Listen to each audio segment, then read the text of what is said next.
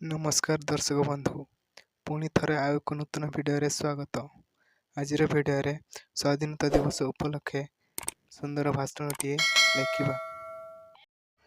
ସମ୍ମାନୀୟ ସଭାପତି ମହୋଦୟ, ପୂଜ୍ୟ ଗୁରୁଜୀ ଓ ଗୁରୁମା ବୃଦ୍ଧ ଏବଂ ମୋର ଛୋଟ ବଡ଼ ଭାଇ ଓ ଭଉଣୀମାନେ, ସର୍ବପ୍ରଥମେ ସ୍ୱାଧୀନତା ଦିବସର ଅନେକ ଅନେକ ଶୁଭେଚ୍ଛା ଓ ଶୁଭକାମନା।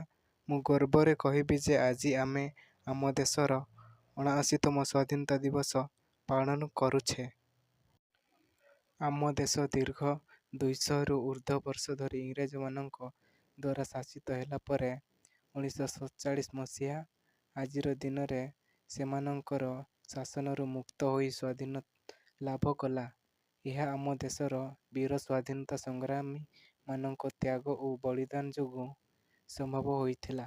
ନେତାଜୀ ସୁଭାଷ ବୋଷ, ମହାତ୍ମା ଗାନ୍ଧୀ, ଭଗତ ସିଂ, ବାଜି ରାଉତ, ମଙ୍ଗଳ ପାଣ୍ଡେଙ୍କ ଭଳି ଭାରତ ମାତାର ସୁପୁତ୍ରମାନଙ୍କର ତ୍ୟାଗ ଓ ବଳିଦାନକୁ ସ୍ମରଣ କରିବା ଉଦ୍ଦେଶ୍ୟରେ ଆମେ ସ୍ୱାଧୀନତା ଦିବସ ପାଳନ କରି ଆସିଛୁ।